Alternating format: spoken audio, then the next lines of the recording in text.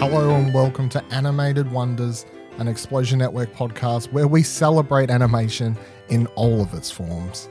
This is Animated Wonders.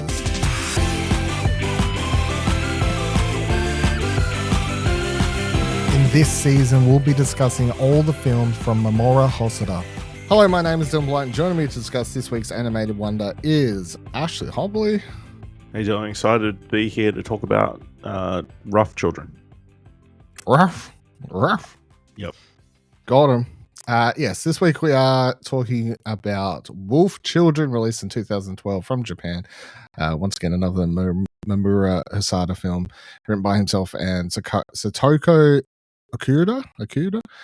It was made by Studio Chizu. Distributed by Toho. Main cast, I actually found the English cast this time. Colleen Clinkenbeard, what a name. David Mentrager, Jad Saxton, Mika Solsod. Synopsis: after her werewolf lover unexpectedly dies in an accident, a young woman must find ways to raise their werewolf son and daughter while keeping their trait hidden from society. Ash, have you watched this one before? No, I'd never seen this one before. I think this was the only other one that I had not seen. Interesting. Yeah. And it's probably the one I knew the least about. I have seen this one before. I own it on Blu-ray, in fact, so made watching this one a bit easier. But yeah, I already knew I really liked this one, so that was my going in. Rewatching it, I am diving a bit more in a second, but yeah, I think this is, until we've watched the other ones that I haven't watched, I can't say 100%. We'll say more as we get to the end of this season of this podcast, but going into this run of episodes, this is my pick for my favorite one of his films. I think this is a very beautiful film. Very much, I guess, if we think back on the the precursor to this podcast when we did Studio Ghibli films, it's a very much not Kira movie in that it's a slice of life. Yeah. It's a slice of life with some fantastical elements I've thrown in, but all in all, it's a slice of life. So what was your reaction to this film watching it for the first time? Yeah, I really enjoyed it. Obviously, it is it's a story, I guess, of multiple chapters. I guess there is the budding romance between these two characters, the mum and dad. Then the story of her raising these kids and taking them to the country, and then the final chapter of her kind of having to accept her children are finally fully grown and that kind of thing. Yeah, I mean, very effective, very well shot, all well choreographed and animated and all that kind of stuff. Yeah, I think really interesting. I guess we've seen a lot of stories of people moving from. I mean, you could make a whole movie now of someone from the city moving to the country and trying to adapt to that way of life. There's just the added element of her having wolf children on top of that, which is very interesting. And I think on paper, it sounds like it would be pretty simple to have made this a live action series, I guess. But to see it depicted in animation, I think was really effective. Yeah. So I guess sort of hit on some of it there. I think the main themes at heart of this film are, I had being a single mother, and that children must eventually make their own choices in life. Because although it's sort of weird, you just broke the film down into three parts, but the opening section, the romance stuff, is such a, I just view it as such a like prologue to the actual film. It's sort of it almost montages through so much of that section, jumps ahead, and then once we get to past him dying and with the kids, we slow down time. This is the crux of the film, I think, from there.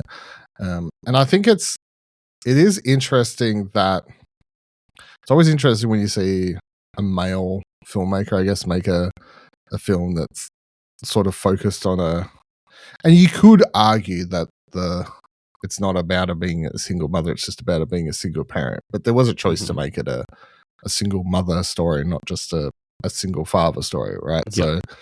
So, and I haven't looked into it to know if that comes from any past experience or family members that he has or has grown to see respect for anyone who's a single mother. But to me, that's sort of, they're the two things that stand out to me. Just obviously you've got you get to see her go through so many choices and hardships that she has to go through as a single parent to not just two children, but two wolf children, which makes life even harder. And I think the POV shots of when the daughter's running around, all the time, just running amok, and they come home, or she, walks into a room and sees they've destroyed them all and stuff like that. It's just like that. They're a very interesting choice because they're the only times he ever uses these POV shots to sort of show what she's looking at and her reaction to these moments. And the reaction to these moments is never, I'm going to fucking kill you or, oh my God, like flips out or anything like that. It's always like, oh my goodness gracious me, children, what have we done? You know what I mean? Like the epitome of gentle parenting. Yeah, very much so. And then, I guess the second thing, children must eventually make their own choices. She's trying to hold on to them she moves to the whole thing is she moves to the countryside, so she says at the start social, the children will have that choice to run free or kind of. I mean, I very much got the impression that she did not want to enroll them in school. That was never her intention. Yeah. But she gets to escape from the city life, and it works better for them because she can hide them out there, and she can raise them as both children, human children, and trying to raise them as wolves as well, I guess, without having to worry about people bringing child services on her, or bringing police saying, or whatever, the person from her building block who says that she's got a dog when she shouldn't have an animal, and all these things you see play out at the start of the film. But as you get further on, eventually it's this thing where you see the kids do this big divergence in what they want to do, and she has to sort of accept that as well as a parent. And obviously there is once you take the fantastical element of them being hybrid wolf children out of it does just sort of come down to a mother having to accept that one of her children wants to go this way and the other one wants to go that way. Would you agree as those is like the core themes of the film, do you reckon? Or yeah, I think so. And definitely centering on raising children, and like the I think it's just a story about parenthood and or single parenthood. So although I guess it's interesting because I guess the story is told from the child's perspective, because what's the daughter's name?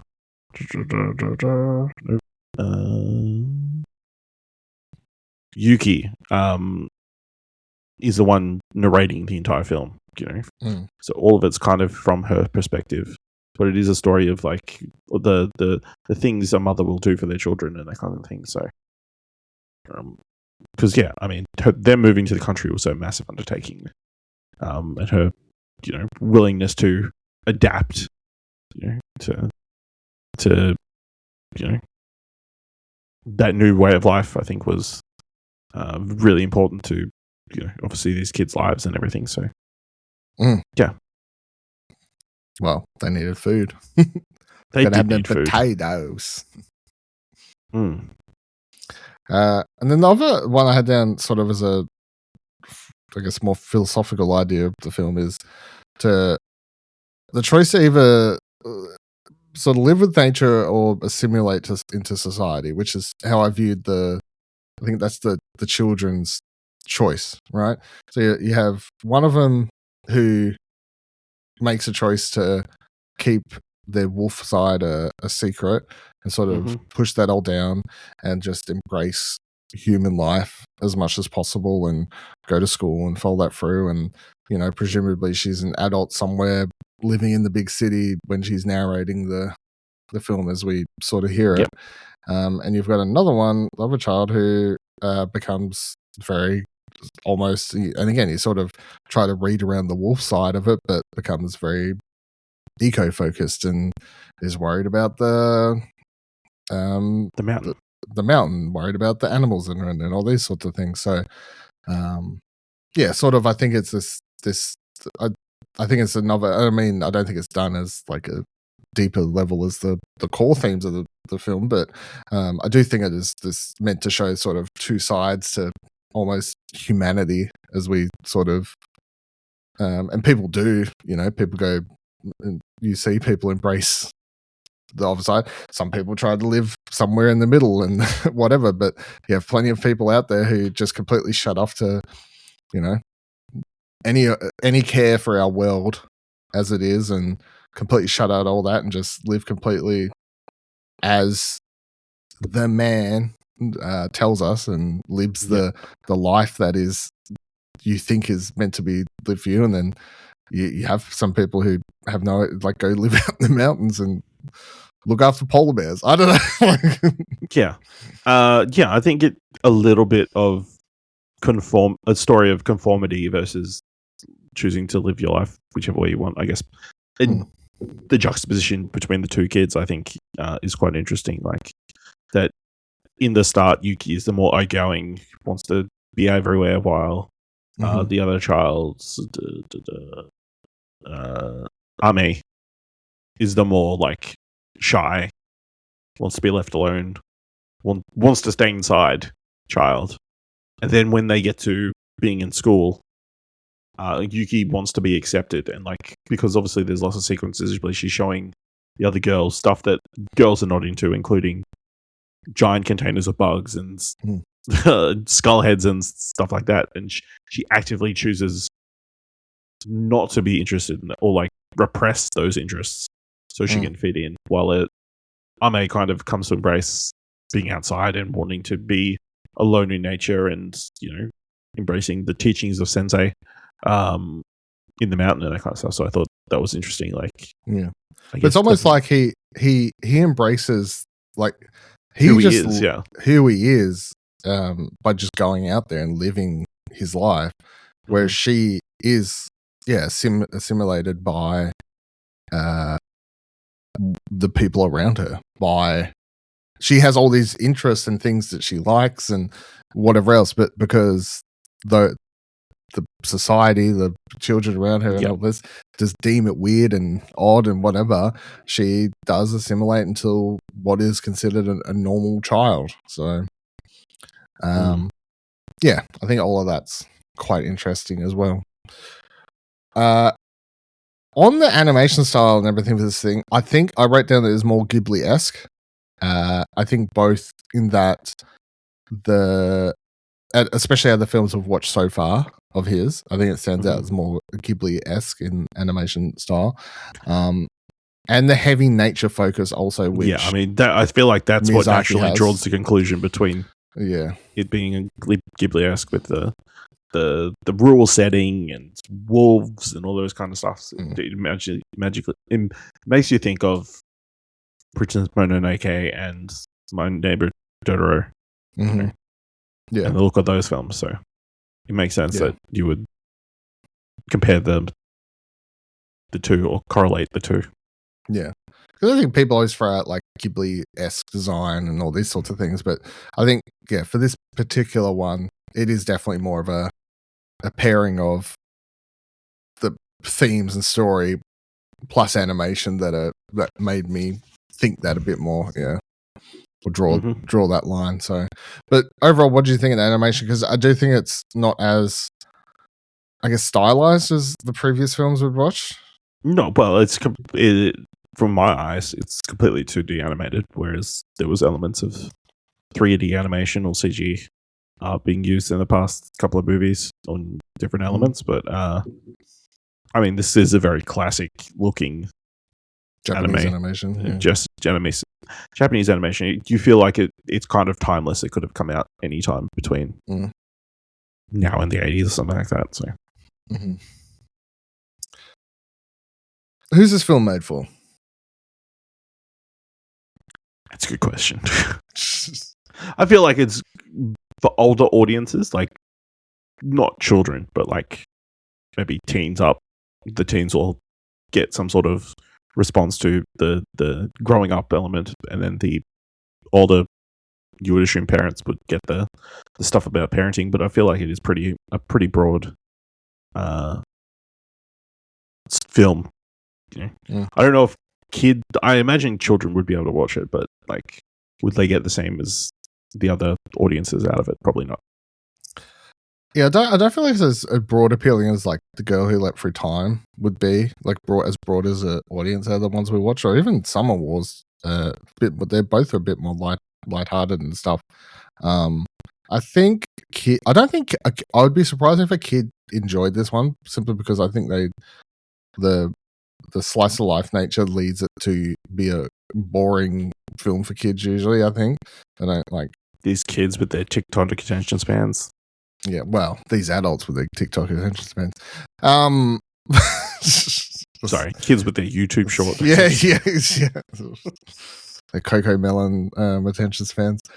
I would say I think teens up could definitely watch it and like enjoy it, like if you would do it. But I definitely feel like the target audience one is more for the adults, whether or not you have kids or not, because we're still getting the like, we don't have kids, but we're understanding of the themes and such here. But yeah, I definitely feel like this one was more targeted towards adults than the previous ones out of his films. All right, wondrous elements. Pick me two of these two that stood out the most from this film: animation, visual style, music and sound design, voice performances, world building, and emotional impact. I think it's going to be animation, visual style, and emotional impact for me. I think, again, that Ghibli-esque style, and then the capturing of all the nature and that kind of stuff, I think it's really well animated. And then, obviously the emotional impact of the story of not only a woman losing her partner, like in such a tragic way, in such a way that you can't really talk to anybody about it, like. And the interesting thing is in this film, she has no support system at all. Like, where's her parents? Yeah, we never know. We never know, and that kind of stuff. She might not have any though, to be fair. And she, you can't tell anybody what happened to the father, I guess, and that kind of stuff. So, all that kind of stuff hit hard, and then the ultimate, our main choosing to live in the mountain. That kind of hit home. I think it's pretty emotional. Yeah, I agree. Animation, visual style, emotional impact, obviously, for this one are the standouts. I don't think any of the others, like, not saying they're bad, but I don't think anyone else stand out as much as that. The emotional impact of this one would be the first choice, and then the animation, visual style for all the reasons you said. But yeah, this is a film that's I think, especially compared to the other ones we discussed, it does feel like it's weighing more on its narrative and themes, less so than emotion or music or any of these other elements. It's a very narrative, thematically focused film, I think. What's your favorite scene, character, or sequence?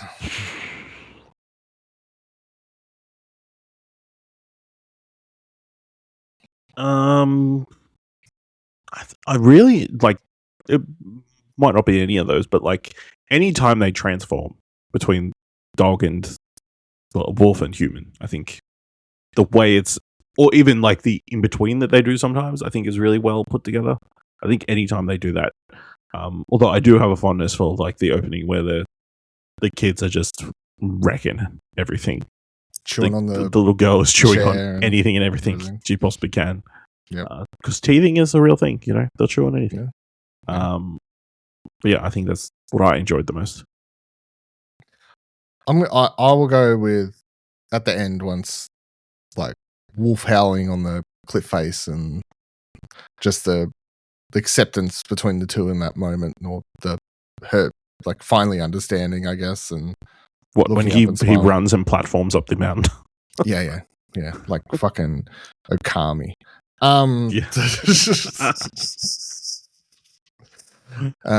Yeah, I mean that's sort of that really like hits the nail in the story at that point, I think.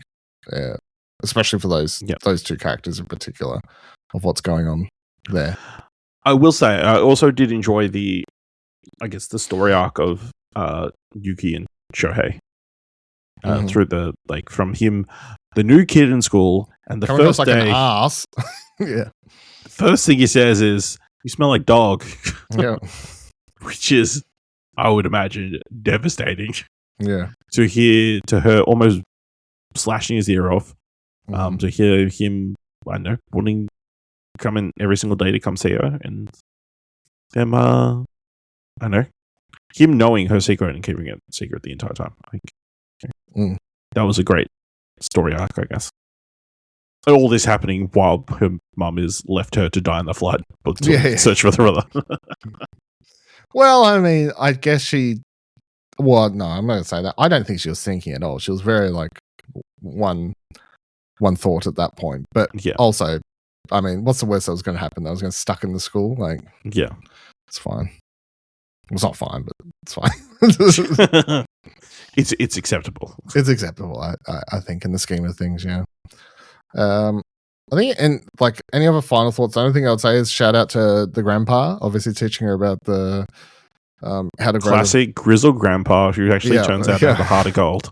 Yeah, it's like a very stereotypical anime character, obviously, but it works well here, I think.